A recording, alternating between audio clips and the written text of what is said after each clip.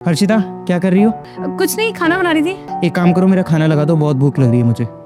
लेकिन अभी खाना तैयार नहीं है, थोड़ा टाइम लगेगा बनने में।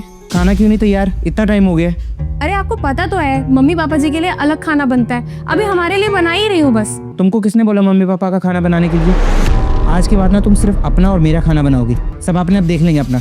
क्या बोल रहा है ये तू? क्या बहू को उल्टी सीधी पट्टी पढ़ा रहा है? बहू का फर्ज होता है सास ससुर की सेवा करना, ना कि वो जो तू बोल रहा है। मम्मी आप रहने दो, मुझे पता है मैं उसको क्या बता रहा हूँ क्या नहीं बता रहा हूँ। आपको मुझे सिखाने की जरूरत नहीं है।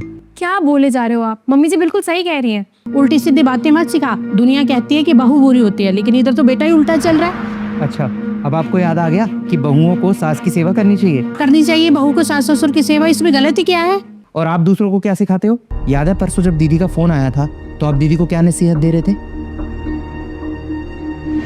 क्या बताऊं माँ, मैं तो थक गई हूँ। इतना सारा काम होता है ना, कभी ये कभी वो, अपने लिए तो फुर्सत ही नहीं है, सांस लेने का टाइम नहीं है। कभी किसी के लिए फीका खाना, कभी किसी को मीठी चाय, किसी का कुछ फुर्सत ही नहीं है मेरे पास।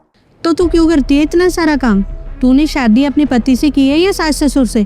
कोई जरूरत नहीं है सास ससुर का काम करने की, बस अपना और अपने पति का ध्यान रखा कर। पर माँ ऐसा थोड़ी कर सकते हैं, उनको बुरा लगेगा ना। क्यों लगेगा बुरा? जैसा मैं बोल रही हूँ वैसे ही कर, समझे? अच्छा ठीक है माँ।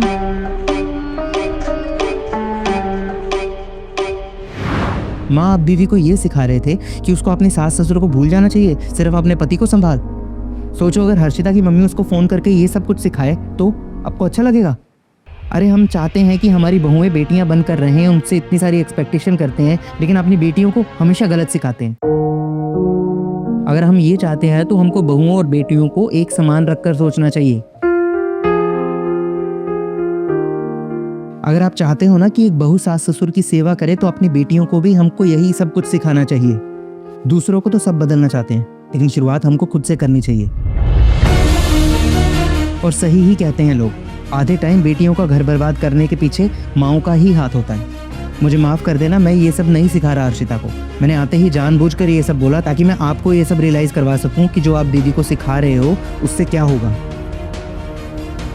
बाकी आप बड़े हो, अगर कुछ मैंने ज़्यादा बोल दिया हो तो मुझे माफ़ करना।